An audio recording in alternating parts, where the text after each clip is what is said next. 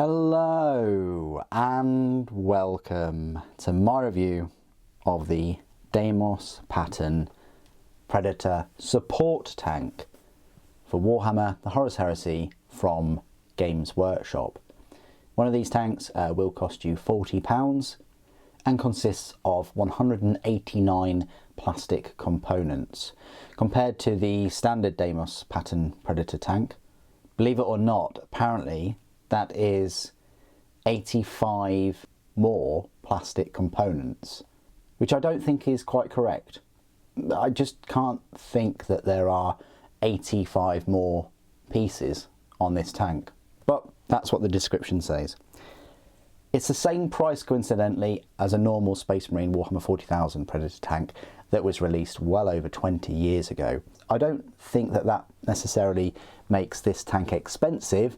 I just think that it makes the older, 20-plus-year-old Predator tanks seem very expensive for what they are. It's a shame Games Workshop don't bring out discounts or price reductions for some of their older kits now that they've definitely paid for their injection molds. At this point, it's all profit for them for those. However, they are a business and I can see why they wouldn't reduce the cost of those, because, if you can get a Predator that you can use in Horus Heresy £10 cheaper, what are you going to go for? There's no reason why you can't use those 40k Predators, so even better, if you already own them, then, you can use them in your games. Please be aware, the weapon loadouts are vastly different. For instance, the Predator tank for Horus Heresy that I reviewed a few months ago last year, that has 4 weapon options: the Predator autocannon, the twin link las cannon, the graviton cannon, and the Volkite macro Seeker. Also be aware that there are a couple of pictures of the Deimos pattern Predator battle tank on its product page that show this tank. They are different. They're different products, and they have different sprues in them. You're not going to get all of the sprues in that set as you do in this one. They have differences. The 5 weapons, so you're getting 1 extra weapon in this support tank, is of course what it's equipped with there, which is the Executioner Plasma Destroyer, which is a horrific weapon, a heavy conversion beam cannon, a Magnum Melter cannon, a Flamestorm cannon, and a Neutron Blaster, which is another very decent weapon. In terms of damage output, I would actually go as far as to say that this is the more damaging tank, even though it's a support tank.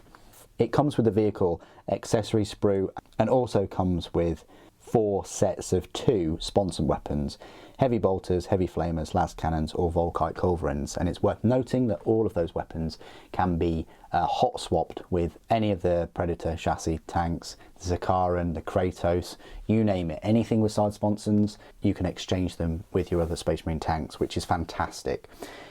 We haven't gone into the structure of the video yet, but I will tell you right now, we'll have a look at this tank in detail, a bit closer. Then I'll go through all the spare parts. Then I'll go through some size comparisons with loads of other Space Marine Horus Heresy tanks. And finally, I'll go through all of the rules for this particular Deimos pattern Predator support tank. So, first things first, let's have a look at this miniature.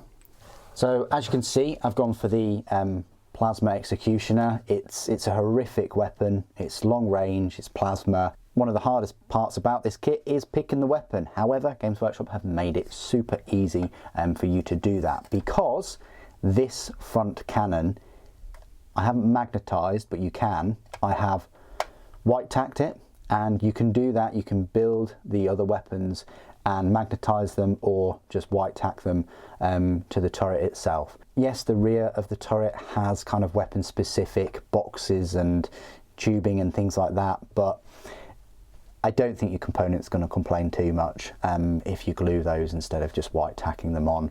I think it's great that Games Workshop have given us all the option to hot swap these turret weapons, meaning that you only have to buy, one of this kit if you want a Predator in, all the different flavors. Likewise, I think the sponsons that I can't comment, I can't praise them enough. can just be detached for a number of reasons. For transport, you know, these for the older tanks, especially for 40k, were an absolute nightmare. They kept breaking off, the tops kept snapping, you couldn't detach them, they were on there, and then the weapon kind of spun in the top frame of the sponson, rather than it being a weapon in its own right, and you put it on and then you can move it around freely. You know, there are 4 different weapons here. You've got the las cannons, you've got 4 different weapon options. You've got the las cannon, you've got the heavy bolter, the heavy flamer, and the Volkite. I've gone for the las cannon just because I want to keep that long range that this plasma has. I put a missile launcher on there because I just think it looks so cool, this hunter killer missile launcher. I think it's a great idea that they've done that. I've not put the dozer blade on. I'm still undecided. I might just put the dozer blade on the Magna Melter cannon and the Flamestorm cannon, but we'll see. I put the smoke launchers on the rear, which is great. You can put them on the turret if you so wish as well. I might do that for one of them, but it's a really nice kit. These Rhino chassis for Horus Heresy, you know, I was very impressed with the Scorpius. I've got to get the name right because I kept calling it Arcus the other day. They've been an absolute joy. They don't take too long. Take you you know, 2 or 3 hours if that, and then you're good to go, and then you've got a nice sized you know, light Space Marine tank. So that's the model. Not really any issues. The only other issues you'll probably have is just with gaps. The tolerances are very tight, definitely tighter than the 40k kits, but you may sometimes get a very small gap in the armour edges. Bit of green stuff, bit of filing like you can see I've done on my miniature. And then that will clear it all up. Tracks are fine to put together. They're not too taxing, unlike the Land Raider tracks where they're bigger. There's more surface area, so you have to spend a bit longer cleaning away the mold lines. But everything else is fantastic. It's a great little kit. Spare parts then. Wow. Okay, so you do get the vehicle accessory sprue right here. As you can see, I've only used like, what, a couple of hatches and the missile launcher. That's it. You've still got the you know, pintle mounted multi-melter, heavy bolter, heavy flamer. You've got different hatches. You've got the combi weapons. You've got the Havoc launcher. You've got the Mark II, you know, Horus Heresy Space Marine there. You've got accessories that you can put all about this, like the searchlight and the dozer blade and the hooks and you name it. There's so many spare parts just from this vehicle accessory sprue, and I've said it before, Games Workshop should really bundle these in with the Forge World resin kits, you know, the Horus Heresy ones, because this is a fantastic sprue. I'll just show you the other kind of turret weapons which are just in this bag.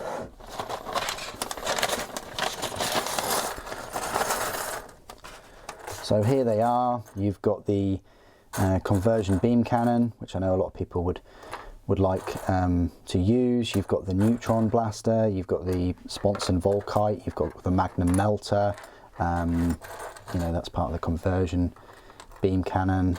There's the big flamer there, so you can opt for big Inferno cannon, which I think goes on there, something like that. Massive flamethrower. That's your Sponson Volkite. That's your the Neutron Blaster, which goes on a little something like that. It's got a nice looking tip to it, I have to say. Comes in 3 parts apparently. A bit tricky to put that one together, but yeah, it goes something like that. But they're your 4 alternative weapons, and as you can see, you've got a number of these turret mounts as well. So you can glue them in, and then you can magnetize or blue tack them. The rest of the sponsor mounted weapons, such as the heavy flamers, the Volkite, the heavy bolters, and of course the las cannon, you've got the 4 sponsor weapons. So quite a decent number of spare parts and lots of options to make multiple variants, and a decent number of weapon options to change that main cannon. Okay, on to some size comparisons. Now, a size comparison I've been wanting to make for quite some time, but it has not just quite been ready for me to do, is that of the Sabre tank. Quite a relatively new Horus Heresy vehicle from Forge World, and it's now my smallest Space Marine tank. It's right here. It's smaller than a Rhino, but it's packing a punch, you know. I think the crew is only one, but you've got this decent sized weapon at the front. You've got one of the kind of sponsor mounted weapons on the top, and then you can equip it with, you know, 4 missiles, which is quite nice. Yeah, these are falling apart just because I have not glued them on, and I'm thinking about, you know, ways to magnetize them. But that's the size of the Sabre next to the Predator.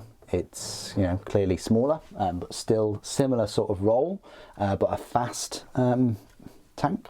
Then you've got the Rhino, which should be very similar size, except for the sponsor weapons and the turret. You know, the Predator's just a little bit bigger than that. Compared to some larger battle tanks, we've got the plastic Sakaran right here. So just goes to show just how much bigger a Sakaran is. Pretty large compared to the support tank. And then we have the Kratos, new kid on the block, brand new tank, kind of like a bigger, more armoured Sakaran. So that gives you an idea where the Predator is compared to Kratos. And finally, just Predator with the Land Raider right here. So this is like a Land Raider carrier. So yeah, Land Raider is way taller, wider, longer. And then next to the Big Daddy himself, a Land Raider Spartan. Yeah, kind of dwarfs a Predator.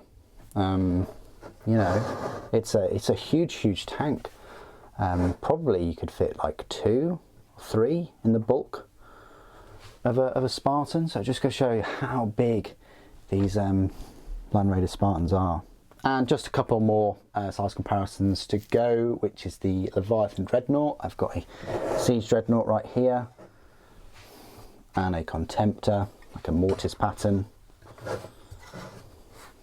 And then infantry-wise, I've got Dark Angel's Interemptor in the Mark III Iron Armour, so that's where it stands next to him. Also have Mark VI, which you might be more familiar with now if you're new to the hobby, and a Mark IV. So, just gives you an idea. While we're on the topic of size comparisons, I still keep seeing quite a few comments about Mark III and Mark VI. Let's just put this to bed now. This is Mark III, that's Mark VI. If anything, I would say the Mark III Space Marine is taller. Let's put that to bed now, guys. Our final little size comparisons, just with some 40k miniatures right here. So, we've got Primaris, we've got Slime Marbo and normal Space Marine. And yeah, you know, you can use your Predator tanks in 40k. So that's the great thing about most of these kits, is that you can use them for dual systems, you know, for Horus Heresy and Warhammer 40,000. Okay, so this is my part of the review where I will go through all of the rules for this Deimos pattern Predator support tank. You'll find it in your heavy support section of your Legiones Astartes army book. The Predator Squadron will cost you 120 points, and you may take up to 3 additional Legion Praetors at 105 points each, which is fantastic. That's saving you an extra 15 points per extra Predator you put in a squadron. So it really does pay to have multiple in a unit. You know, you can have 4 of these things in one unit, and what's best about that is you can also have the different weapons in them. They're not restricted. They all don't have to be equipped with the same weapon. So their stat line reads, they're a movement of 14 inches, ballistic skill 4, front armor 13, side armor 12, rear 10, 3 hull points. War gear is turret mounted Predator cannon, 2 sponson mounted heavy bolters and smoke launchers. Special rules, Legiones Astartes. Any Legion Predator may exchange both of its sponsor-mounted heavy bolters for one of the following: 2 sponsor-mounted heavy flamers for free, 2 sponsor-mounted lascannon for 10 points per model, 2 sponsor-mounted Volkite culverin for 10 points per model. Any Legion Predator may exchange its Predator cannon for one of the following: a turret-mounted Flamestorm cannon for 15, an Executioner Plasma Destroyer for 25, which is what mine's equipped with, a heavy a turret-mounted heavy conversion beam cannon for 25, a Magnum melter cannon for 20, a graviton cannon, which is the most expensive along with the Neutron Blaster, for 35, a Volkite macro Seeker for 25, the Neutron Blaster, of course, for 35, and the Gravis las cannon for 30. So many different weapon options there, no less than 9. Any Legion Predator may take one of the following: a pintle-mounted twin-link bolter for 5, combi weapon for 10, heavy bolter for 10, heavy flamer for 5, multi-melter for 20, havoc launcher for 15, and it may take one of the following: a hull front-mounted hunter-killer missile for 5, searchlights for 5, and a dozer blade for 5. So there's lots of options there, lots of scope. Let me just go through a few of the weapons, specifically the ones that come in this support tank kit. So mine's equipped with the Executioner Plasma Destroyer, probably one of the best plasma weapons in the whole of Horus Heresy, for Space Marines at least. It's a 60-inch range. Now, I really do think that the Doredio Dreadnought's Hellfire Plasma Cannonade should be 60 inches, or, you know, maybe 48 inches or something like that. But this Plasma Destroyer is 60-inch range. That beats a Gravis las cannon. It's a strength 7, it's AP 4, it's a heavy 1, large blast 5 inches, but it's rending 4+. Not breaching, rending 4+. So, way better. That is going to be horrific to any Space Marines that you have out in the open. Terminators are going to be alright with their 2+ saves. Other tanks are going to be fine because this is only strength 7. But any normal Space Marines out there, this thing is going to melt them. The other weapons that this Predator support tank comes equipped with is, of course, the heavy conversion beam cannon, which is one of these weapons where it has a higher strength and a better armor penetration the further away you fire it. So its top range, which is between 42 inches and 72, so yeah, longest range weapon that this can be equipped with. It's a strength 12, AP 1, heavy 1, blast 3 inch, blind. So that's the weapon that's going to be ripping through armor and annihilating maybe 2 or 3 Terminators if you've got them out in the open, if they fail their invulnerable save, of course. So that's a very specific weapon. If the range is between 18 inches and 42, the strength drops to 9, AP is 4. So it's one of these weapons where its strength is higher the further away it is. So at its maximum range between 42 inches and 72. So strength 12, AP 1, heavy 1, large blast 5 inches, blind. So that's fantastic because it's the same size blast as the plasma weapon, but potentially further range, a way higher strength with the AP 1. So that weapon is better at deleting squads, and it's 5 strength more than the plasma, and it causes blind. So if you want to delete nice blobs of Space Marines and Terminators and tanks even, heavy conversion beam cannon is the way to go. But it's very specific because its weakness is those ranges. If your opponent can get closer to it, then between 18 inches and 42, then the strength drops to 9 and the AP is 4. Still the same heavy 1, large blast 5 inch and blind. So it's really for extreme ranges past the 42 inch range. So as long as you keep within 42 inches of one of these equipped with a heavy conversion beam cannon, you should be alright. Up to 18 inches is a strength 7, no AP, heavy 1, large blast 5, blind. So if you drop a load of Terminators near it, or some Space Marines, like a support squad or something with some melter, then they're going to have an easy time of it taking this vehicle out if it's equipped with a conversion beam cannon. And I would employ that tactic if you've got other units at a longer range from this tank, to try and flank this and take it out at close range. The other 3 weapons that that you can equip it with within this kit is the Magnum Melter Cannon. It's very similar to the Melter Blast gun that is on the Kratos. The only difference is it's one shot less and it gets twin linked. You know, that Melter Blast gun on the Kratos, 36-inch range, strength 8, AP 1, heavy 4 armor bane. This Magnum Melter cannon, same range, same strength, same AP, but it's 3 shots, but it is twin linked. So yeah, I'd argue that that's better, having it twin linked over 4 separate shots. The last 2 weapons is the Flamestorm cannon, which is the strongest flame weapon in the Space Marine Armory. It's a template weapon. Its strength is the highest at 6. Its AP is 4, so that's all right. It's a heavy one shot, but it is torrent 18 inches, and what that means is you can place 18 inches away from the cannon and then apply that flamer template, which is great.